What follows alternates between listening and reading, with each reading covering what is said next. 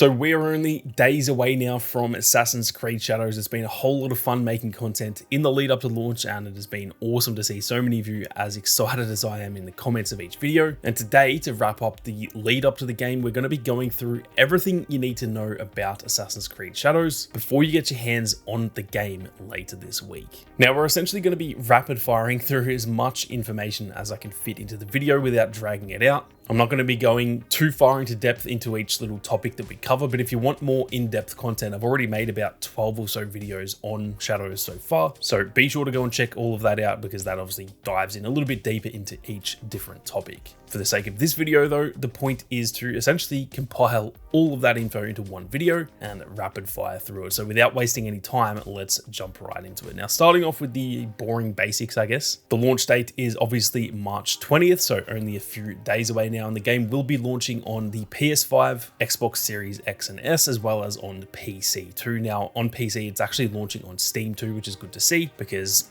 often they tend to just launch their games through Ubisoft Connect, which a lot of people just don't like, and that has often impacted sales quite a bit. So I think that's a smart move from them to actually launch it on Steam from day one. In terms of the different editions, and keep in mind, I've actually gone in depth in a video on this just the other day. There are 3 different editions of the game, those being the standard edition, which is about $70, the digital deluxe edition, which is about $90, as well as the collector's edition, which is about $230, although that does come with some very, very awesome physical extras as well. Now, in terms of the setting and the story for this game, obviously we know by now the game is set in feudal Japan. Finally, after all this time, I think Assassin's Creed fans have been crying out for this since way back in the Ezio days. I remember everyone saying how good it would be to have a Japanese Assassin's Creed game, and finally that is the setting that we're getting in this game. Now, we don't really know too much about the story so far because they've been very secretive around what goes on and what's the point of the story. Obviously, they're not trying to spoil stuff, so we don't know too much about the actual story, but what we do know is that the story will follow 2 different characters in this game, those being Nawe and Yasuke. Because of that, it is obviously a dual protagonist story, meaning we can play as both of these characters, which is kind of the key feature of this game. And the 2 characters, based on my own playtime a few months back in Sydney, they are very, very different from each other. Now, we have Nawe, who is essentially the stealthy, typical assassin type in this game. She is the character you're probably going to want to play if you enjoy the old school Assassin's Creed style. She can obviously fight in head-to-head combat still, but she is very much a glass cannon. She can deal good damage, but she also takes damage very quickly herself, and therefore she is much better for the sort of stealthy gameplay as well as the typical parkour that we know and love from Assassin's Creed. It also seems like she is kind of more of the main character. Obviously, it is about both characters, but we've seen a lot more stuff surrounding her when it comes to the story side of things. So I'm going to assume that she is kind of the main character because we know that she is going to be the assassin in this game, and it's obviously called Assassin's Creed. So I feel like even though they're both the main character, she is probably more of the main character in this game. As for Yasuke, he is the heavy sort of brute samurai type in this game. He is very, very different than Nawe. Now, he can still do parkour and stealth and stuff. That is a common misconception. I've seen people saying, why is he in the game when he can't do parkour and stuff? He can do that stuff. I'm showing gameplay in the background. This is my own gameplay that I've played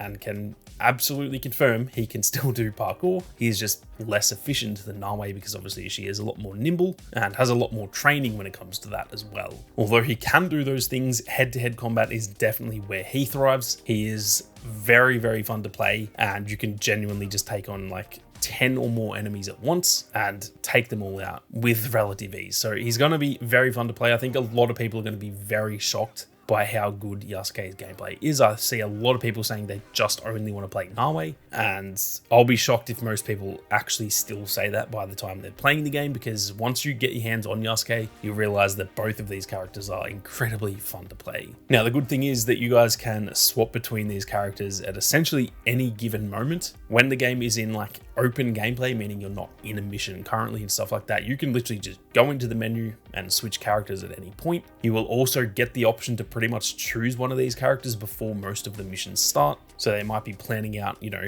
how they're going to attack this castle, and it will just give you straight up the option, play as Nawe or play as Yasuke. So it's not like the game is locked to playing as one or the other. And the devs have confirmed that you can pretty much play about 90% of the game as one character if you want. So if you really just don't like Yasuke's gameplay, well, that's not that big of a deal because you can literally just play Nawe the entire time, except for obviously there'll be a few missions where you just have to play as Yasuke. Now, before we go any further, if you guys are new to the channel and you're interested in more Assassin's Creed Shadows content, be sure to hit that subscribe button. There is plenty of post-launch content on the way. I'm lucky enough to be able to say I have been playing the game for the last couple of weeks and I've got plenty of content ready to go once the game is here. So make sure you don't miss out. And if you guys are interested in getting early access to some of that content, be sure to consider hitting that join button, as there are some very fun benefits over there as well. Now, getting into, I guess, the scale of the game as well as the map, they have confirmed the game is roughly 80 hours of game time in there for a fairly normal playthrough. Now, I'm sure you can sort of add more to that if you go for 100%. It may take 100+ hours to do that. And I also have no doubt that finishing the story will not take 80 hours. If I had to guess, it would be more like 40 to 50 if you just beeline the main story. Though personally, I don't think that's kind of the way to play this game because it does seem like there is a lot of side content to play as well. In terms of the map, they've confirmed that it is roughly 80 square kilometers, which is about the same size as the Origins map, which is obviously Egypt if you guys played Assassin's Creed Origins. So that gives us a bit of an indicator as to how big the map is. And from what I've experienced, it is definitely pretty damn massive. You can see here an overview of the map, looking at most of the different regions. And from what I experienced in only one region of the game during my early playtest, there was plenty to explore and it looks really, really good. And obviously that is just one region out of, I think, around 10 in the entire map. Now, obviously, a key pillar to any Assassin's Creed game is the stealth, and it is exciting to say that there is a bit of a stealth overhaul in this game. They're obviously going to be sticking to a lot of the key features we know and love, but they have made some big changes as well. One of those changes is that we can finally go prone. I'm kind of shocked it has taken this long to do that in Assassin's Creed, but we can finally go prone, which helps out a lot with stealth. Something else that's pretty cool is that you can actually hide in shadows, specifically at nighttime. So if there is a bit of moonlight, but then you go behind a building and you're now in the shadows, that will actually hide you the same way that when you go into like tall grass, you'll be hidden. So that is a pretty nice change as well. There's also a lot more environmental elements in this game, stuff to do with sound, stuff to do with like being able to distract enemies and stuff. We've seen gameplay where Nawe will throw something at an icicle, which is obviously to do with the seasons that we'll get to in a second. The icicle will fall on the ground and an enemy will hear it and actually become distracted by it. It's not a groundbreaking feature. That sort of stuff has been done before, obviously, but it is a little bit more baked into the actual environments now. There's even nightingale floors, which are floors that essentially creak when you move on them, which will alert enemies as well. So there's just a lot more to do with the environment when it comes to the stealth. And something else exciting too is that if you guys enjoy really difficult stealth, you can also now change the stealth settings to make it even harder, because it now actually has its own separate setting from the actual difficulty. So if you don't want the combat itself to be hard, but you want really hard stealth, well, you can now do that, and vice versa. If you want like super difficult combat, but you just want the stealth to be pretty easy, you can do that as well. Now, moving on to the exploration and the seasonal changes that I just mentioned. The exploration for this game has been changed a little bit too. They're no longer going to be sort of holding our hands. That is one thing that Ubisoft often do wrong in their games, is that they're a little bit like checklisty, and they will just tell you exactly what you need to do, which kind of takes some of the fun out of the game. That has been changed, and now missions will give you kind of just a rough indication of where you need to go, and it will give you like some hints as to what you need to be doing, or for example, who you need to talk to. But it won't just put a marker on that person's head and you just go straight up to them, at least not without the scout system as well. I'll sort of touch on the scout system in a second, because that is tied to the hideouts. But yeah, we can now use a scout system to pretty much hone in on an objective and narrow your search down. So it's not like these things are going to be super hard to find. It's still relatively easy, but it just means there's a bit of exploration required and a bit of mystery around it, rather than just like, hey, go and talk to this character and it has a thing above their head and you just go to them, talk to them and finish the mission. That can unfortunately be pretty boring a lot of the time. So this will finally be changing that. Like I said as well, when it comes to the exploration and just the overall setting for the game, I guess, is that the seasons will change in this game, which is pretty fun to see. They've confirmed that every 2.5 hours, the seasons will essentially change if you fast travel, or you can also just manually do this as far as I know.